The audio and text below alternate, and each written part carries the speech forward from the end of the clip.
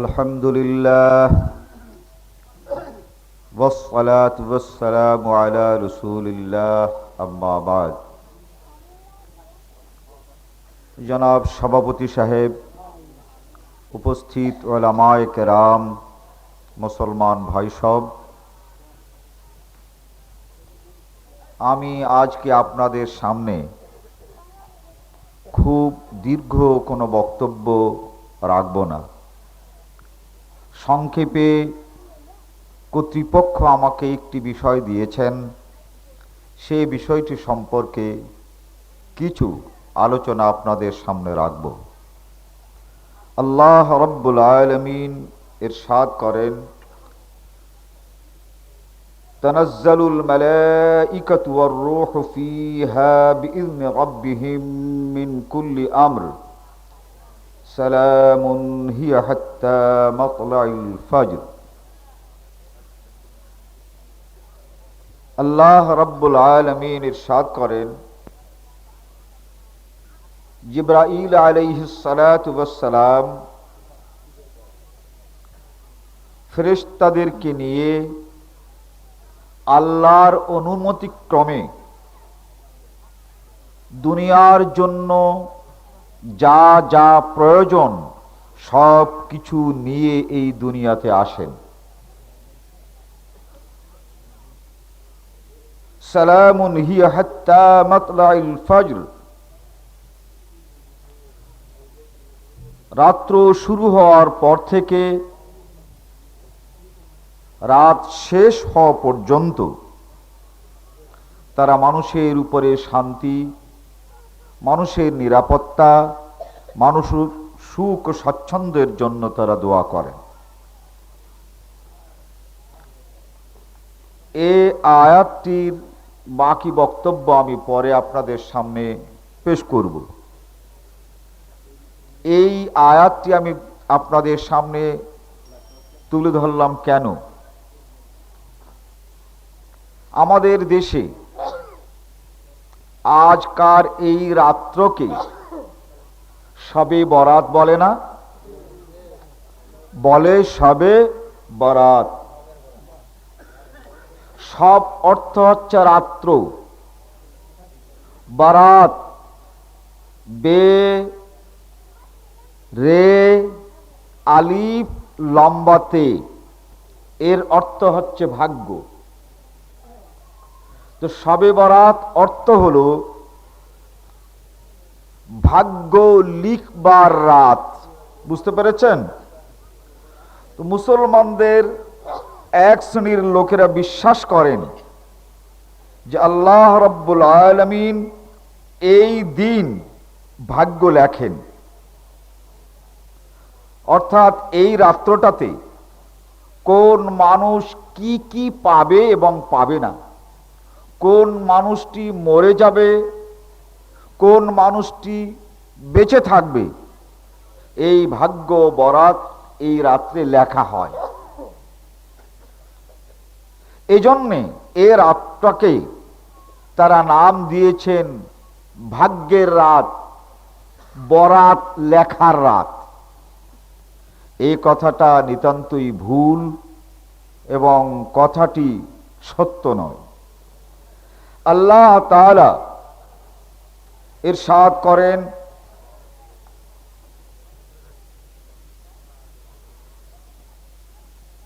সূরা আল কমরে, ওয়া কুল্লা শাইইন ফাআলুহু ফিজ যুবুর ওয়া কুল্লু সাগীরিন ওয়া কাবীরিন মুস্তাতার। হে দুনিয়ার মানুষ, আমি দুনিয়ায় অনেক কিছু তৈরি করেছি, সৃষ্টি করেছি। কে বলছেন? আল্লাহ। ওয়া কুল্লু শাইইন ফাআলুহু, বহু জিনিস আমি তৈরি করেছি, বহু ব্যক্তি আমি তৈরি করেছি, বহু প্রাণী আমি তৈরি করেছি। যখন তৈরি করেছি এর ভাগ্য লিখতে আর আমি বাকি রাখি নাই। আমি এদেরকে যখন তৈরি করেছি, অতএব তৈরি করার পর আমি ভাগ্য লিখব তা নয়। وَكُلُّ شَيْءٍ فَعَلُوهُ فِي الزُّبُرِ। এই জিনিসগুলো, এই ব্যক্তিগুলো, এই প্রাণীগুলো তৈরি করার আগে আমি ভাগ্য লিখে রেখেছি। জুবুর মানে লিখিত পাণ্ডুলিপি, যে কেতাবে লেখা হয়, এই আগেই আমি লিখেছি, তারপরেই আমি তা তৈরি করেছি। মিশকাত শরীফ কিতাবুল ঈমান, মাদ্রাসার পাঠ্য, এখানে একটি হাদিস পাবেন। হাদিসটি তিরমিজি শরীফের এবং হাদিসটি হাসান। রাসূল সাল্লাল্লাহু আলাইহি ওয়াসাল্লামের ইরশাদ করেন, প্রতিটি প্রাণী আর প্রতিটি ব্যক্তি, প্রতিটি বিষয় আমি তৈরি করার 50,000 বছর আগে তার ভাগ্য, তার তাকদীর আমি লিখে রেখেছি। আল্লাহ বলেন, প্রত্যেকটা ব্যক্তির ভাগ্য আমি তার রূহ তৈরি করার 50,000 বছর আগে লিখেছি। আবার এক শ্রেণীর মুসলমান ভাইরা বলেন যে শাবান মাসের 15 রাত্রে লেখা হয়। তাহলে আল্লাহর কথা ঠিক না ওই ভাইদের কথা ঠিক? দেখুন, আল্লাহর কথা যদি ঠিক তারা বলেন, তাহলে এই রাত্রে অনেক কিছু দেনা পাওনা হয় না? আপনাদের এখানে হয় না? হয়। হুজুররা আসে, বিভিন্ন কবর জিয়ারত করে, আর মাঝে মাঝে পকেটের ভিতর থেকে কিছু নেয় না, পকেটে কিছু দেয়। আপনাদের দেশে কি দেয় না? নেয়, দেয় না? এখন যদি বলি যে শবে বরাত নেই, তাহলে বুঝতে হবে আমরা তাদের রুজি আর রুটিতে পদাঘাত করেছি। আমরা যদি বলি শবে বরাত নেই, তাহলে তাদের ওই রোজগারটা কি হয়? নেই হয় না হয়? হয়, হ্যাঁ, বন্ধ হয়ে যায় না? তাহলে তারা কি আমাদের সভা পণ্ড করবে না শবে বরাত চালু রাখবে? বুঝতে পেরেছেন? এবার আমি শুনলাম আমাদের ইজতেমার কাছে আর একটা ইজতেমা হয়। গত বছর তারা প্রতিজ্ঞা করেছে যে ধানীখোলার এই ইজতেমা আমরা পণ্ড করে দেব। আপনারা বোধহয় ভয় এবার এই ধানীখোলার ইজতেমায় যাবেন না সকলে, তাই না? যাবেন নাকি? ইনশাআল্লাহ।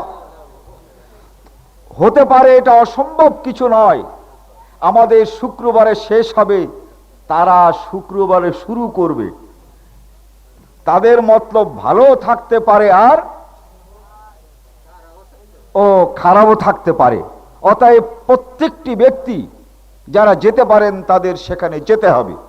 যাক, আমি যা বলছিলাম, এই শবে বারাত বলে কোরআন এবং হাদিসে কিছু নাই। ওয়া কুল্লু শাইইন ফাআলুহু ফিজ জুবুর ওয়া কুল্লু সাগীরিন ওয়া কাবীরিন মুস্তাতার।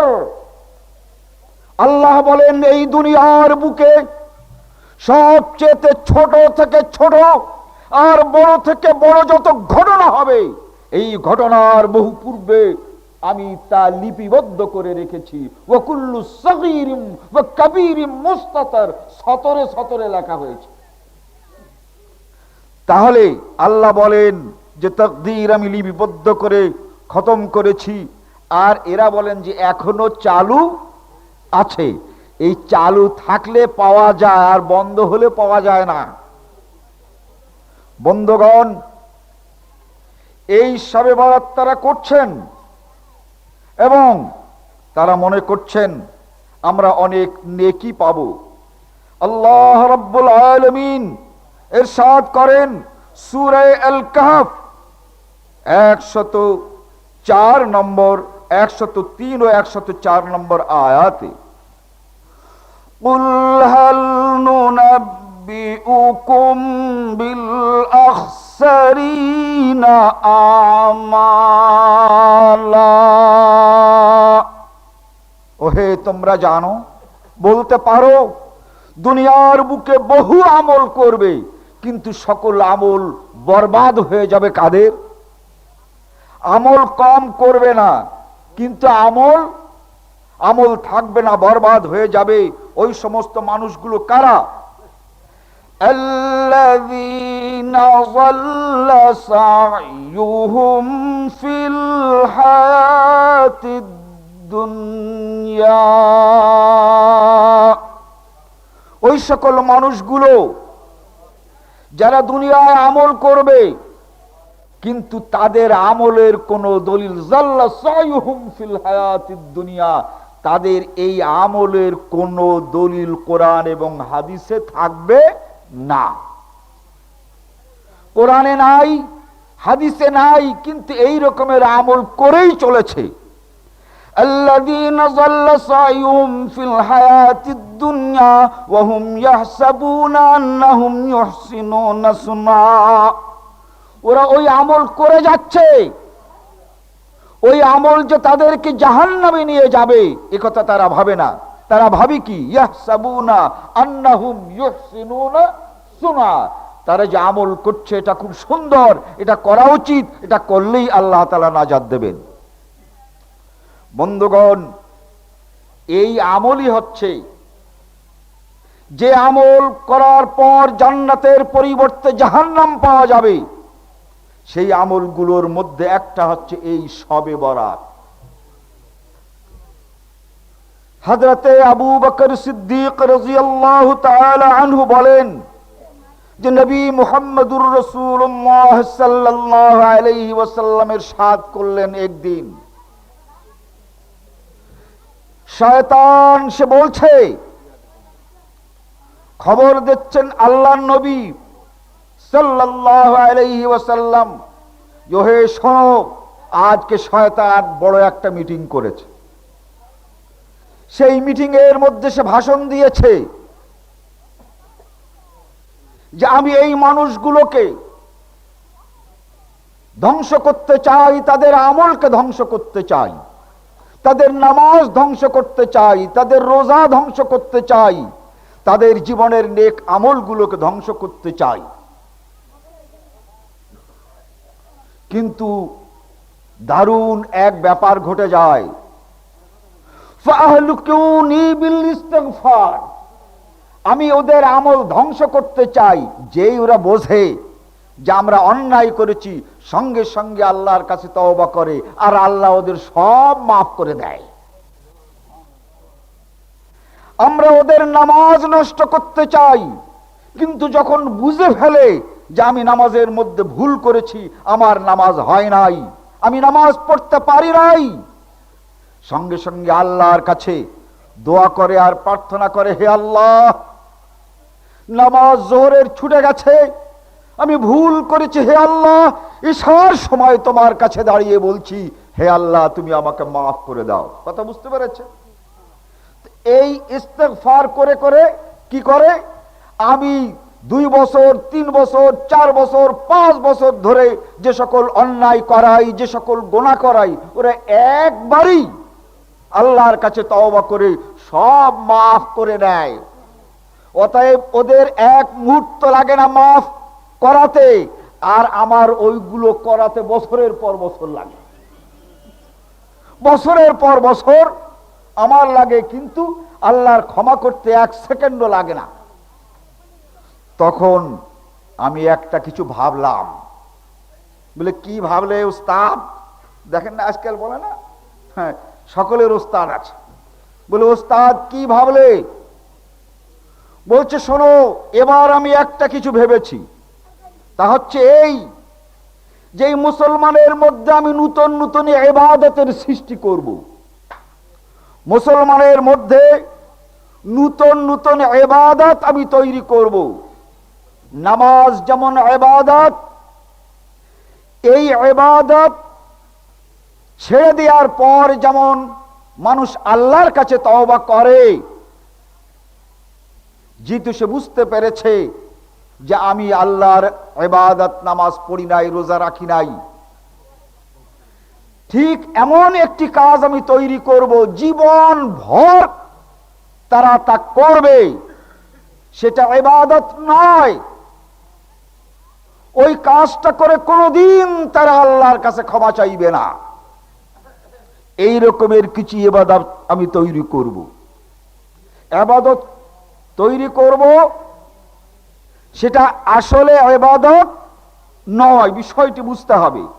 ইবাদত আমি বানাবো, কিন্তু সেটা ইবাদত নয়। আর ওই ইবাদত করার পর ওরা কোনোদিন তওবা করবে না। আর তওবা যদি না করে, তাহলে ওদের নামাজ, রোজা, হজ, যাকাত কিছুই আল্লাহর কাছে কবুল হবে না। কথাটা বুঝতে পেরেছেন? ধরেন মিলাদ।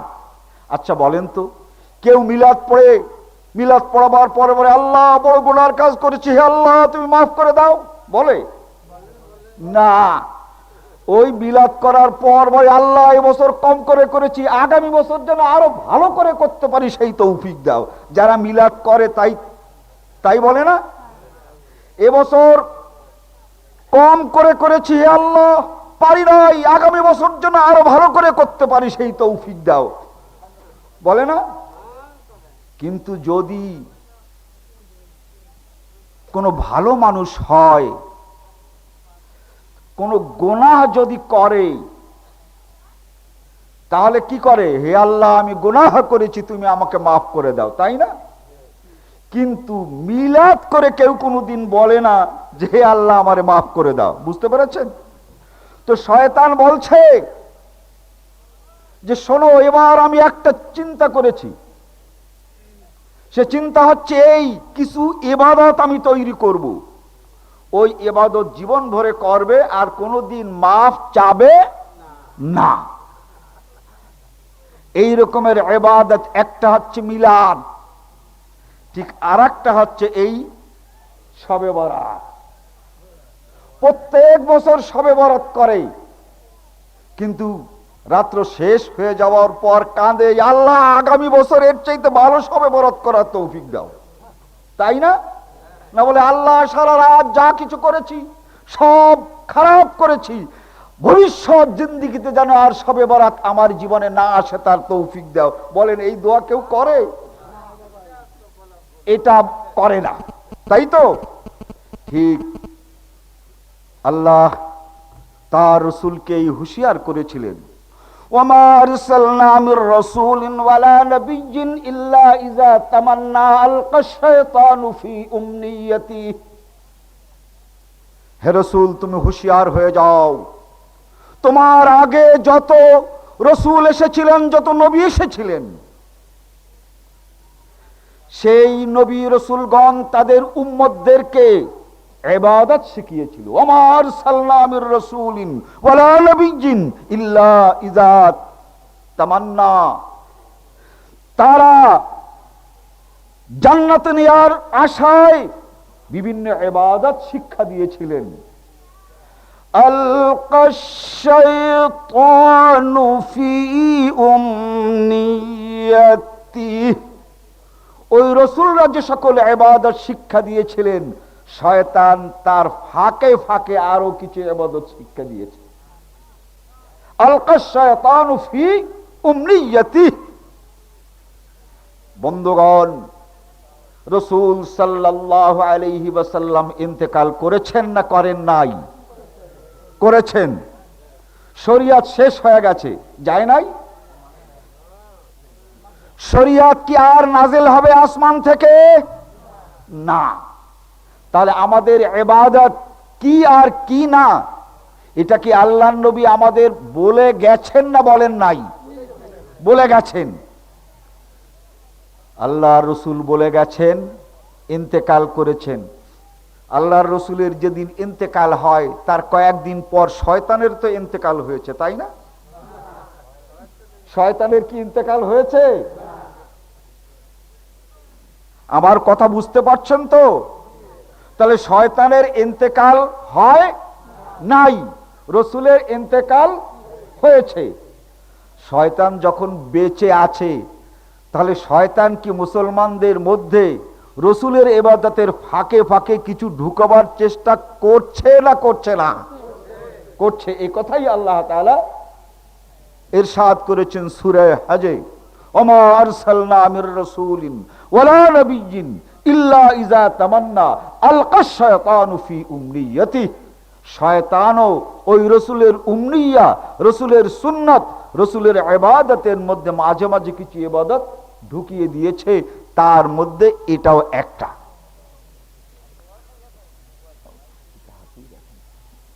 আসলে বন্ধুগণ, এই যে শবে বারাত, এই আয়াতগুলো দিয়ে স্পষ্ট করে এটা আমরা বুঝলাম যে শবে বারাত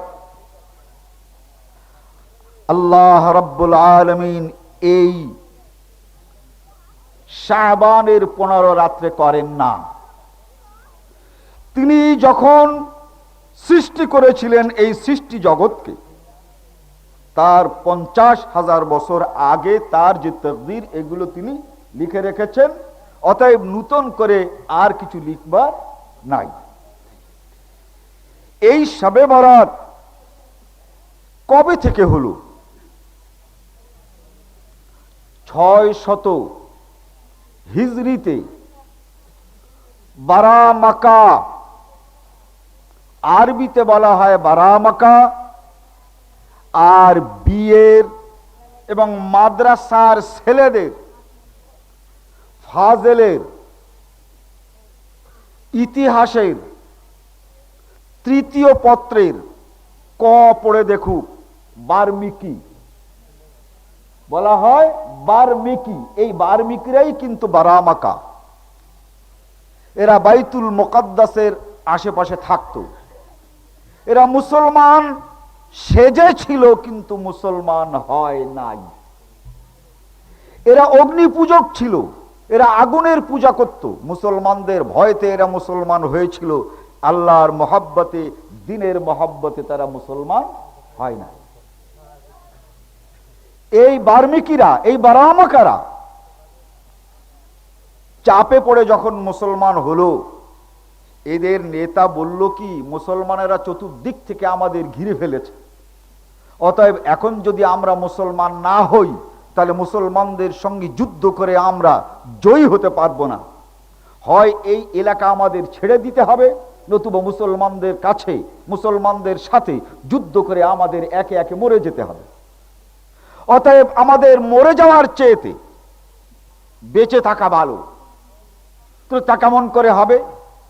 বলে আমরা আগুনকে পূজা করি। বছরে একদিন যদি আগুন দেবতাকে বলি, দেবতা আমাদের সকল গোনা খাতা মাফ করে দাও, ওই আগুন মাফ করে দেবে। দেবে না? বলে হ্যাঁ, আমাদের ধর্মে তো তাই বলে।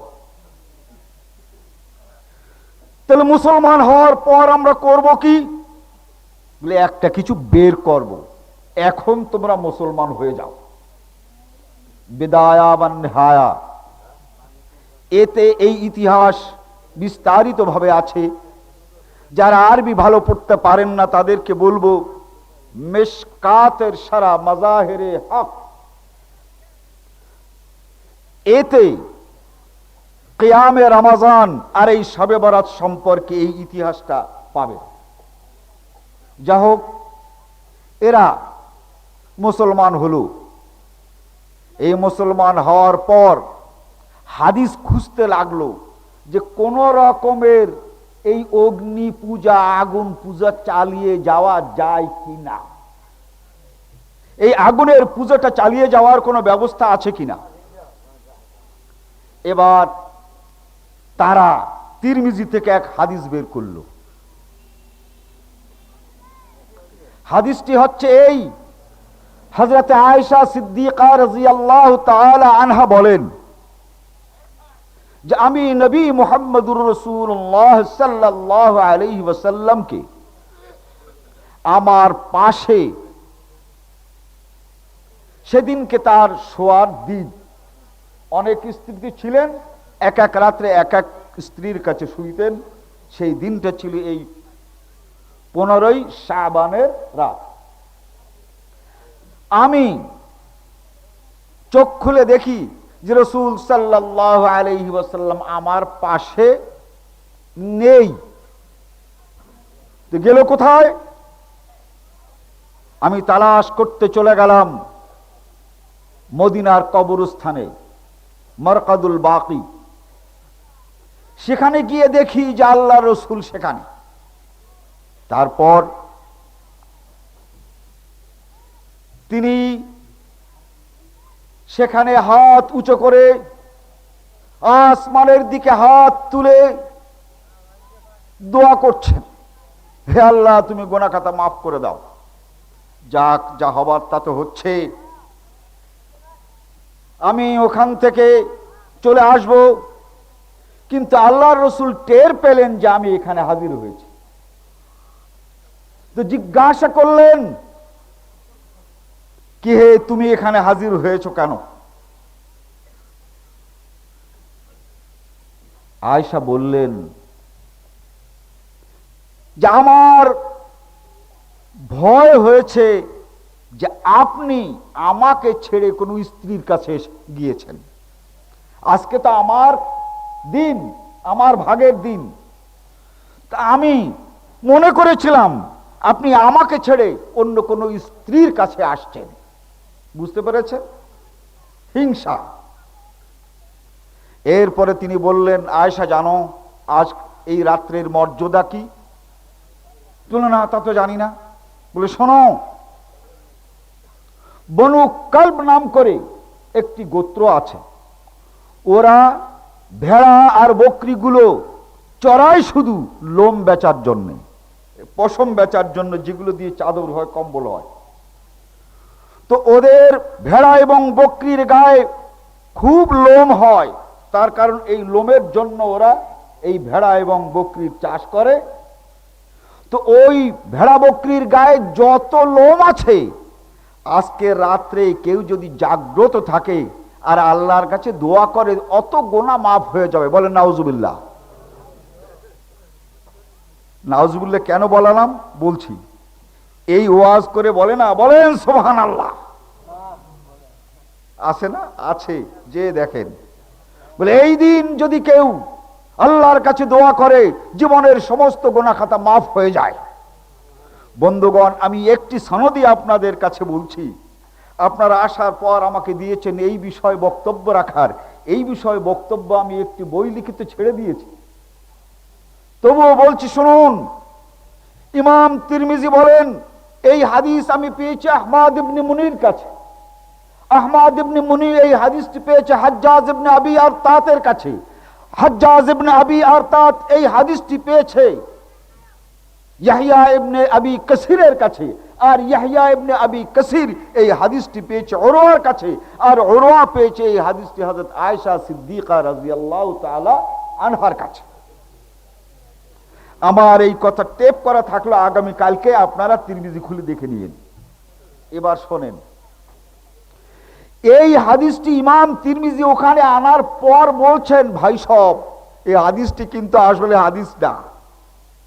ব্যাখ্যা করেন তিনি, শোনো, আমার উস্তাদ ইমাম বুখারী বলেছেন ইয়াযআফু হাযাল হাদিস, এই হাদিস অত্যন্ত যঈফ।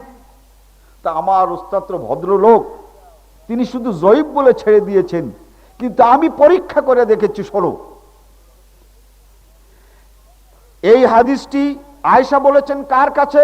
উরওয়ার কাছে। এবার এই দিক থেকে আসি, আয়েশা কার কাছে বলেছেন? উরওয়ার কাছে। উরওয়া বলেছেন কার কাছে? ইয়াহইয়া ইবনে আবি কাসিরের কাছে। শোনেন, এই ইয়াহইয়া ইবনে আবি কাসিরের সঙ্গে উরওয়ার জিদ্দিকিতে কোনোদিন দেখা হয় নাই। তো কে কার কাছে হাদিস বলে? ওইখানে পাবেন লাম ইয়াসমা উরওয়া, লাম ইয়াসমা ইয়াহইয়া ইবনে আবি কাসির। এই ইয়াহইয়া ইবনে আবি কাসির শোনা নাই কোনোদিন হাদিস এই উরওয়ার কাছে। তাহলে দেখা হলো না, হাদিস শুনলো না, কিন্তু হাদিস বানানো হয়ে গেল। বুঝলেন তো? এই একটা হাদিস, এক বানানো হাদিস, জাল হাদিস। এই হাদিসটি জাল হাদিস। এই জাল হাদিস দিয়ে বক্তৃতা করা হয়, মানুষকে উৎসাহিত করা হয় এবং মানুষকে রাত ভর জাগানো হয় এই জাল হাদিসটা দিয়ে। আরো অনেক কিছু বলে। আশ্চর্যের বিষয় শোনেন, কেউ যদি দেখেও না দেখে, শুনেও না শোনে, তাহলে তাকে শোনাবার কোনো ব্যবস্থা আছে? চোখ বুজে আছে, ঘুমায় নাই, এর ঘুম আপনি ভাঙাতে পারবেন? ঘুম তো পড়ে নাই, কিন্তু চোখটা বুজে আছে, অতএব এর ঘুম কোনোদিন ভাঙানো যায় না। এই যে আমি বললাম যে ইমাম তিরমিজি বলেছেন ইয়াযআফু হাযাল হাদিস, মাদ্রাসার কিতাব মেশকাতের 2য় খণ্ড, এখানে তারাবির যে অধ্যায়টি আছে বাংলায় সেখানে পাবেন, ওখানেও বাংলায় লেখা আছে এই হাদিসটি অত্যন্ত জয়ীফ। বাব ফি কিয়াম রমাজান, তার 2 নম্বর ফসলে এই হাদিসটি পড়ান, কিন্তু মানেন না। যদি মানেন তাহলে পয়সা কড়ি পাবেন না, যদি মানেন তাহলে শবে বরাতে রুজি রুটি বন্ধ হয়ে যাবে। জানেন, বোঝেন, মানেন না। আগামী কালকে মিশকাতের 2য় খণ্ডে তারাবির অধ্যায় ইয়াযআফু হাযাল হাদিস, ইমাম বুখারী বলেছেন, ইমাম তিরমিজি এটাকে উল্লেখ করেছেন। তা যদি না পান আমার কাছে, আমার সঙ্গে যোগাযোগ করবে। বন্ধুগণ, সিহাসিত্তার 3টি হাদিস আমি বলছি। হযরতে আর 2টো হাদিস আছে ইবনে মাজায়। ইবনে মাজার হাদিসের একটি হাদিসের রাবি হচ্ছে আবু সাবরা। এ দারুণ চালাক লোক। মক্কায় এক রকমের বলে, হুজুর আপনার নাম কি? বলে আমার নাম আব্দুর রহমান। জাল হাদিস শোনায়। হাদিস শুনবার পরে যখন মুহাদ্দিসদের কাছে যায় যে হুজুর আজকে এক হুজুরের কাছে হাদিস শুনেছি এই রকম, তখন ওই হুজুর বলে ধরো এই সব জাল, গেল কোথায়? যেই টের পায় আমাকে খোঁজাখুঁজি শুরু হয়েছে, তখন ওই লোকটি তখন মক্কা থেকে পালিয়ে মদিনায় চলে যায়, যে ধরতে না পারে। বলে হুজুর পেয়েছিলাম লোকটাকে, কিন্তু যখন খোঁজ করতে গেলাম তখন তো তাকে আর পেলাম না। মদিনায় আবার জাল হাদিস বলতে শুরু করে দেয়। মুহাদ্দিসরা যখন জানেন যে এই রকমের এক জালিয়াত আসছে, যখন শাগরেদদেরকে বলেন ধরো, ও যখন টের পায় মদিনায় তো 2-1টা লোক নামাজ পড়ে না, হাজার হাজার লোক নামাজ পড়ে, ওই নামাজিদের ফাঁকে ওই মদিনা থেকে আবার মৌসেলে চলে যায়। মক্কায় বলেছে আব্দুর রহমান, মদিনায় বলে আমার নাম আব্দুল গফুর। বলে ও তাহলে মক্কায় যে লোক আব্দুর রহমান, তাহলে আপনি সে লোক না? বলে না, আমি সে লোক না। পালালো। আসমাউর রিজালদের দেখুন, এই আবু সাবরা এ কত নাম পাল্টিয়েছে আর মুসলমানদেরকে ধোঁকা দিয়েছে। সে এক হাদিস তৈরি করেছে। হাদিসটা হচ্ছে হযরত আয়েশার, যে হযরত আয়েশা বলেন যে আল্লাহ রাসূলকে আমি পেলাম না। এরপরে খুঁজতে বেরোলাম, খুঁজে পেলাম ওই কবরস্থানে। তাহলে বোঝা যায় ঘরে ঘুমাতেন আয়েশা, আর রাসূলের অন্যান্য স্ত্রীরা থাকতো কোথায়? কবরস্থানে। কথা তাই হয় না? যাই হোক, বক্তব্য দীর্ঘ করব না। একটি হাদিসকে সহি হওয়ার জন্য যেমন সনদ সহি হতে হয়, তেমন মতনও সহি হতে হয়। অতএব হযরত আয়েশা ঘরে ঘুমাতেন, আর অন্যান্য স্ত্রীরা ওই কবরস্থানে থাকতো। এই কথা কেউ বিশ্বাস করে? তো এই হাদিসটি যে হাদিস না, এই মতন তার একটা প্রমাণ। যা হোক, এরপরে বলছে যে আল্লাহ রাসূলের কাছে গেলাম, যে দেখি সেখানে তিনি তখন বললেন এই রাত্রে যদি কেউ সন্ধ্যার পরে গোসল করে, গোসল করলে তার গায়ের থেকে যে পানি ঝরবে, ফোঁটায় ফোঁটায় সমস্ত গুনাহ খাতা ঝরে যায়। এই জালিয়াতের হাদিস, সেই জালিয়াতের নাম হচ্ছে আবু সাবরা। আর এক জালিয়াত এই ইবনে মাজাতেই আছে হাদিসটি।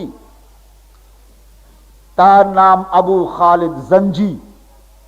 এ বলে যে শোনো, এই সেই রাত যে রাত্রে মানুষের ভাগ্য লেখা হয়। কোন কিতাবে আছে? ইবনে মাজায় আছে। আপনারা ইবনে মাজায় নামাজ, নফল নামাজের অধ্যায় পড়তে পড়তে এক জায়গায় আপনারা পাবেন এই হাদিসগুলো। যাই হোক, একজন হচ্ছে আবু সাবরা আর দ্বিতীয় জন হলো আবু খালেদ জঞ্জি। এই রকমের 125 জন লোক এই শবে বরাতের হাদিস তৈরি করেছে। শবে বরাতের একটি হাদিসও সহি নাই। বন্ধুগণ, ওই ইতিহাসের দিকে যাই। এই শবে বরাত তৈরি করলো কারা? তাদের নাম বার্মিকি, তাদের নাম বারামাকা। এই বারামাকারা তিরমিজি থেকে হাদিস পেল, তারা ইবনে মাজাহ থেকে হাদিস পেল। এই রকমের কয়েকটা জাল হাদিস জোগাড় করে বলছে এবার পেয়ে গেছে। এই মুসলমানেরা 600 হিজরি পর্যন্ত শবে বরাত করে নাই। দেখেছো? এজন্য করে নাই যে এই হাদিসগুলো জাল।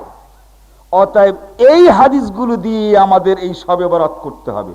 বলে তাতে আমাদের গোনা খাতা মাফ হবে কেমন করে? তারা কি কোন ধর্মের ছিল? অগ্নি পূজক ছিল, আগুনের পূজা করত। বলে আগুনের পূজা বাদ দিয়ে মুসলমানদের পেছনে নামাজ পড়বো, এই পাপ আমাদের মাফ হবে কিসে? সেই পথ তোমাকে বলে দিতে হবে। বলে শোনো, পথ আমি তো পেয়েছি। বলে কি? এই শবে বরাত করব, বাইতুল মুকাদ্দাসে আমরা এই রাত্রে 100 রাকাত নামাজ পড়ব। নামাজের নাম দেব সালাতুর রাগায়েব। প্রত্যেকটি রাকাতে আমরা কোরআন পড়ব। কোরআনের সবচাইতে ভালো সূরা কুল হুয়াল্লাহু আহাদ, সূরা ইখলাস। এই সূরা ইখলাস পড়ব এবং অন্যান্য সূরা পড়ে 100 রাকাত নামাজ পড়ব। মুসলমানেরা নামাজ পড়া খারাপ এ কথা তো বলতে পারবে না। নামাজ পড়া কি খারাপ নাকি? এই নামাজ আমরা পড়ব, মুসলমানদেরকে দাওয়াত দিব। বলে এতে আমাদের হবে কি? বলে বেটা বেকুব কোথাকার। বলে কি? বলে এশার নামাজের পর যখন মসজিদ বন্ধ হয়ে যাবে, মসজিদের আলো নিভে যাবে, তখন গভীর রাতে আমরা যাব আর মসজিদের মধ্যে সব জায়গাতে মোমবাতি জ্বালায় দেব, বাতি জ্বালায় দেব। মসজিদের সামনে দেয়াল নাই না? আপনাদের এখানে নাই?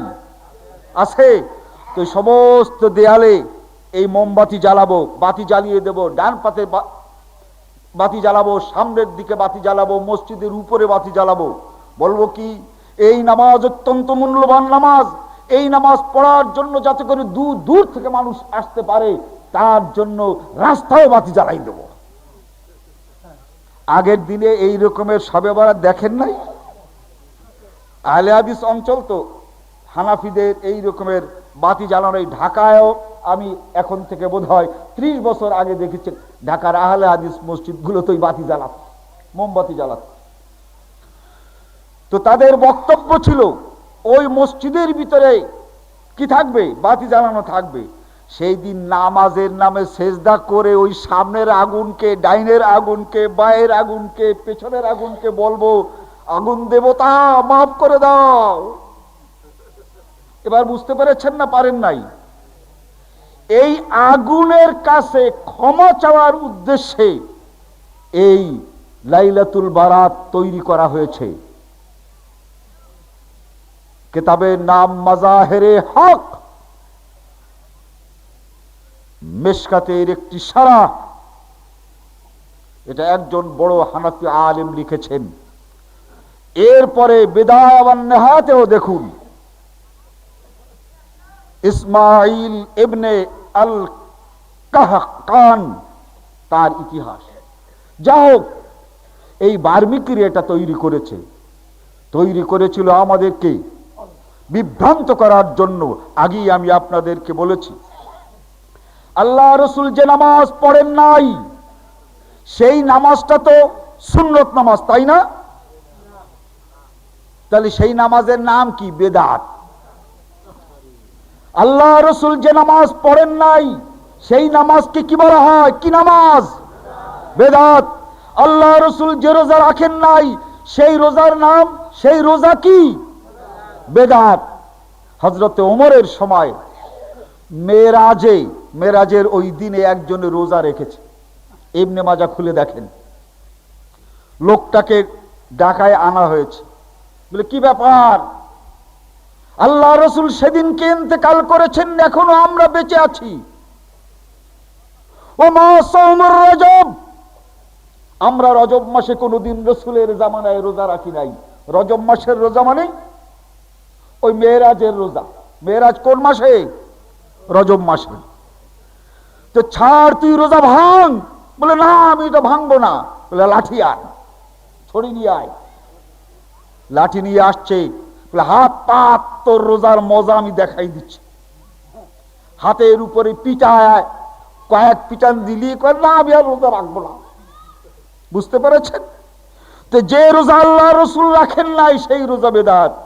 যে নামাজ আল্লাহ রসুল পড়েন নাই সেই নামাজ বেদাত। যে রাত্রে আল্লাহর নবী জাগেন নাই সেই রাত্রে জাগা সুন্নত, তাই না? যে রাত্রে আল্লাহ রসুল জাগেন নাই সেই রাত্রে জাগা কি? বেদাত। এই ইবনে মাজাহর একটি সহিহ হাদিস। عن ابن عباس رضي الله تعالى عنه قال قال رسول الله صلى الله عليه وسلم لا يقبل الله لصاحب البدعة حتى يدع بدعة।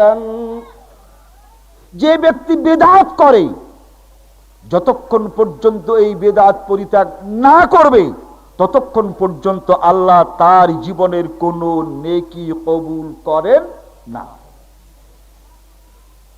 এই বিদআত পরিত্যাগ না করলে তার নামাজ নামাজ বলে গণ্য হয় না, রোজা রোজা বলে গণ্য হয় না। এই নামাজ রোজাকে নষ্ট করার জন্য বার্মিকিদের এই শবে বারাত চালু করা হয়েছে, আর সেটাই আজ মুসলমানেরা করে যাচ্ছে। বন্ধুগণ, বলে যে এর দলিল আছে। বলে কি দলিল? ওই আগের ওই জাল হাদিস কয়টা দলিল। তারপরে আবার বলে সূরা দুখানের একটি আয়াত, ইন্না আনজালনাহু ফি লাইলাতিন মুবারাকাতিন ইন্না কুন্না মুনজিরিন। কোরআন শরীফ নাজিল হয়েছে একটি মুবারক রাত্রে, একটি পবিত্র রাত্রে, একটি মহিমান্বিত রাত্রে। কোরআন শরীফ রাত্রে নাজিল হয়েছে।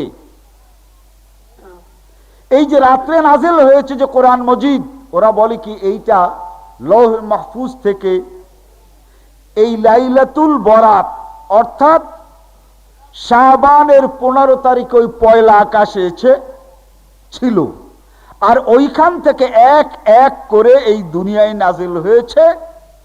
তার পয়লা তারিখ হচ্ছে লাইলাতুল কদর। বলেন নাউযুবিল্লাহি মিন যালিক। বন্ধুগণ, বাংলায় মাআরিফুল কোরআন তর্জমা হয়ে গেছে। বয়ানুল কোরআন মৌলানা থানভী সাহেবের এটা তর্জমা হয়ে গেছে। তার নাম দেওয়া হয়েছে তাফসীরে আশরাফি। ইবনে কাসিরের তর্জমা হয়ে গেছে। দেখুন, এই যে রাত্রে কোরআন নাজিল হয়েছে সেই রাত্রের নাম লাইলাতুল কদর, সেই রাত্রের নাম লাইলাতুল বারাত নয়। আচ্ছা বলুন বন্ধুগণ, রাত হোক দিন হোক, এটা কি কোনো মাসের মধ্যে থাকে না মাসের বাইরে থাকে? কত কোন মাসে হবে কিনা? মাসে হবে তো। আল্লাহ তাআলা বলেন শাহরু রমাজান আল্লাযী উনজিলা ফীহিল কুরআন হুদাল লিন-নাস ওয়া বায়্যিনাতিম মিনাল হুদা ওয়াল ফুরকান।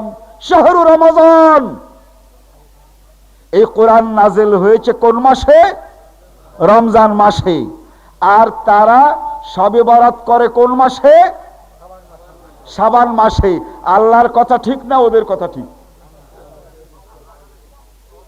ইন্না আনজালনাহু ফি লাইলাতুল কদর, আমি এই লাইলাতুল কদরে নাজিল করেছি কোরআন। ওই লাইলাতুল কদর কোন মাসে? শাহরু রমাজান আল্লাযী উনজিলা ফীহিল কুরআন। অতএব যদি এই কথা, এই ওয়াজ যদি করেন, এই প্রবন্ধ যদি লেখেন, তাহলে এই শবে বরাত বন্ধ হয়ে গেলে অনেকের রুজি আর রুটি বন্ধ হয়ে যাবে। বন্ধুগণ, শবে বরাত সম্পর্কে এই যে আয়াতটি পেশ করা হয় সম্পূর্ণ মিথ্যা, এবং এর চেয়েতে আর জঘন্য মিথ্যা এই আয়াতের বিরুদ্ধে আর কিছু নেই। আপনারা শবে বরাত সম্পর্কে জানতে চেয়েছেন, আমি আর দীর্ঘ বক্তৃতা করতে চাই না। আপনারা জানেন আন্ধারিয়া পাড়া থেকে আমি অসুস্থ হয়ে যাই। আপনারা দোয়া করেছেন, আল্লাহ তাআলা মেহেরবানি করেছেন। আমি যে সঙ্গে সঙ্গে চেক করিয়েছি, চেক করার পর বিশেষ একটা জিনিস ধরা পড়েছে। আমি 6 সপ্তাহ পর্যন্ত এক মেয়াদী ওষুধ খাচ্ছি। আমি এর কয়েকদিনের একদিন ক্লিনিকে থাকার পর আমি সুস্থ হয়েছি অনেকটা। আরও সুস্থতার জন্য দোয়া করবেন। এই শবে বরাত ইত্যাদি সম্পর্কে আমার বই লেখা আছে। বইটার নাম হচ্ছে শবে বরাতের ইতিহাস। এটা পড়বেন যদি আপনারা কাছাকাছি পান। ঢাকাওয়ালারা খুব কৃপণ, ওরা প্রত্যেক বছর এই বই ছাপে আর ওই বিনা পয়সায় বিতরণ করে। যা হোক, শবে বরাত সম্পর্কে যে বক্তব্য রাখা হয় যে এই দিন তাকদীর লেখা হয়, এটাও একটা মিথ্যা কথা। এরপরে এই রাত্রের কোনো ফজিলত কোনো সহিহ হাদিসে নাই। বুঝতে পেরেছেন? এরপরে রোজা থাকে, এইটা আমার শেষ কথা। রোজা থাকে না? কয় তারিখে রোজা থাকে? 12 তারিখে। ও 13, 14, 15, তাই তো? আবার 14, 15 এতেও রোজা থাকে। বিশেষ জোর দেয় 15 তারিখের উপরে, 14 তারিখ দিবগত রাত্রের উপরে। বন্ধুগণ, আলেম ওলামারা সব পেছনে বসা আছে। আমি দুটো কিতাবের বরাত দিচ্ছি, একটা হচ্ছে ইবনে মাজা আর একটা হচ্ছে আবু দাউদ। আবু দাউদের হাদিসটি আপনারা মিশকাতেও পাবেন। হাদিসটি হচ্ছে এই, আল্লাহ রাসূলের ইরশাদ করেন, ইজা বাকা অথবা ইজা বাকিয়া, ইজা বাকিয়া নিসফুম মিন শাবান ফালা তাসুমু। শাবানের অর্ধেক যখন বাকি থাকবে, খবরদার আর রোজা থাকবে না, হাত্তা ইয়াজিউ রমাদান। রমজানের আসার আগ পর্যন্ত শাবানের অর্ধেক যদি তোমাদের সামনে থাকে তাহলে রোজা রাখবে না। আবার বলেন কি, ইজান তাসাফা শাবান ফালা তাসুমু। শাবান মাসের যখন অর্ধেক চলে যাবে, বাকি অর্ধেকে আর রোজা থাকবে না। কথা একটা হলো না দুটো হলো?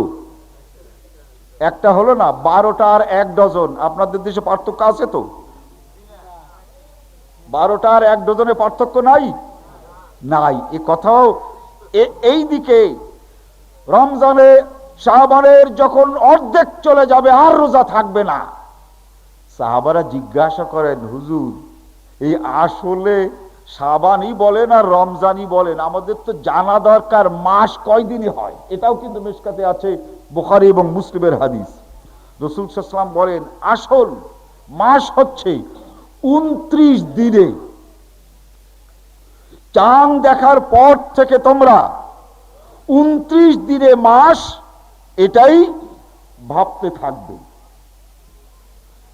ফাইন গুম্মা আলাইকুম, 29 তারিখ যদি আকাশ মেঘাচ্ছন্ন থাকে আর চাঁদ দেখা না যায়, ফাকমিলু ইদ্দাতা সালাসিন, তাহলে 30 গণ্য করবে, কিন্তু আসলে মাস হলো 29 দিনে।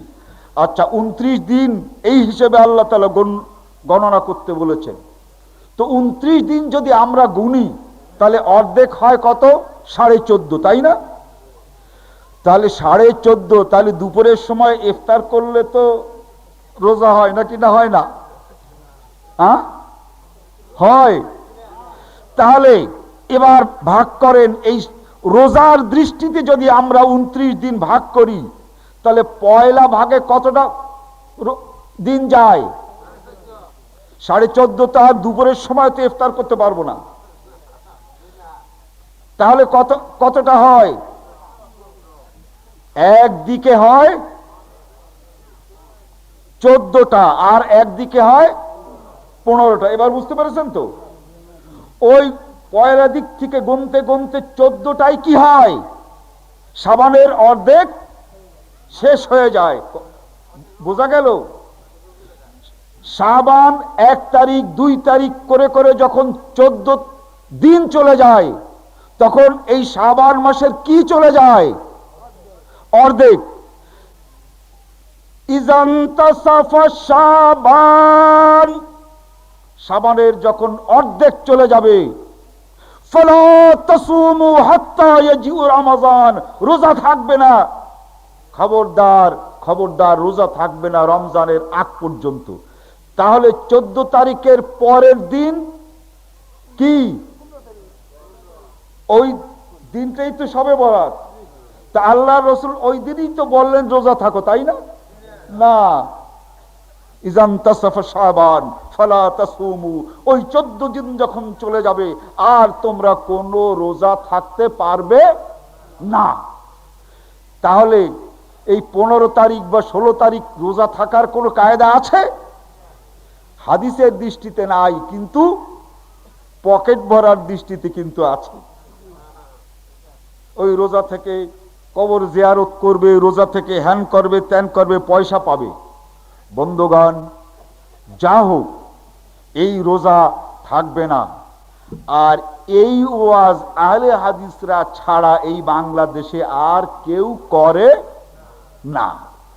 এই জন্য যারা আহলে হাদিস নয়, তারা যে আমাদের উপরে কত ক্ষেপে আছে, এটা কিন্তু বোঝা খুব মুশকিল নয়।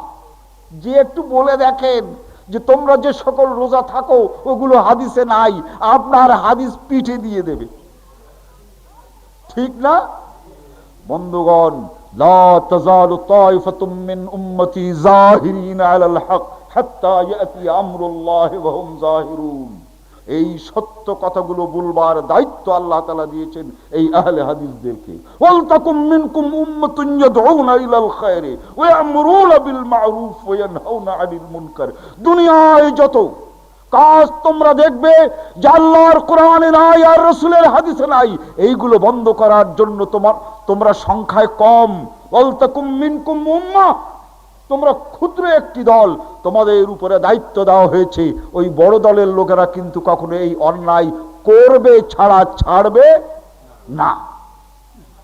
বন্ধুগণ, বাংলায় তর্জমা হয়ে গেছে বুখারী শরীফ কিতাবুল আম্বিয়া ওয়াত্তাখাযাল্লাহু ইব্রাহিম খলিলা। এই বাংলায় এইখানে দেখেন, হযরত আদম আলাইহিস সালাতু ওয়াস সালামকে আল্লাহ রাব্বুল আলামিন কিয়ামতের দিন বলবেন, আখরিজ মা ওয়াসাবাল জান্নাহ, আদম তোমার সন্তান যারা বেহেশতে যাবে ওরা তো সব এখন মিলেমিশে আছে, একটু বের করো, আলাদা করো। এখন আদম বলে, আল্লাহ আমি আলাদা করব, তুমি যখন হুকুম করেছো আমি জান্নাতি আর জাহান্নামীদেরকে আলাদা করব, তা আমি কি একটু জানতে পারি এই জাহান্নামীর আর জান্নাতি এর মধ্যে এই শতকরা কতজন,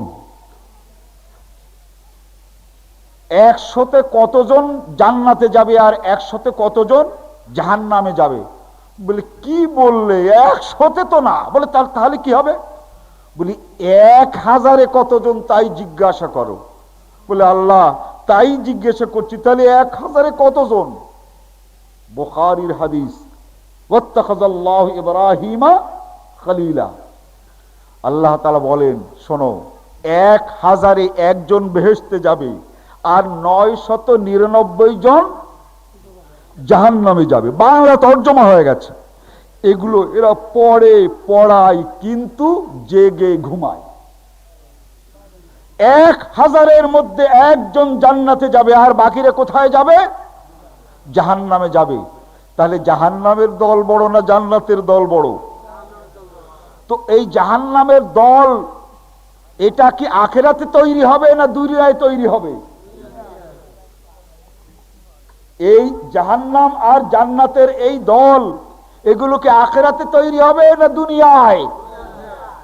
তা দুনিয়াতেই ওই 1000-এর ভিতরে একজন জান্নাতে যাবে। এই জান্নাতে যারা যাবে তারাই যারা একমাত্র আল্লাহর কোরআন আর নবী মুহাম্মদুর রাসূলুল্লাহ সাল্লাল্লাহু আলাইহি ওয়াসাল্লামের সহিহ হাদিস মেনে চলেছে। এতে আল্লাহর কোনো ক্ষতি নাই। ওই জাহান্নাম তাতে যদি লোক বেশি যায় তাহলে আল্লাহর জাহান্নাম নতুন করে তৈরি করতে হবে না, তৈরি করা আছে, ভয় নাই।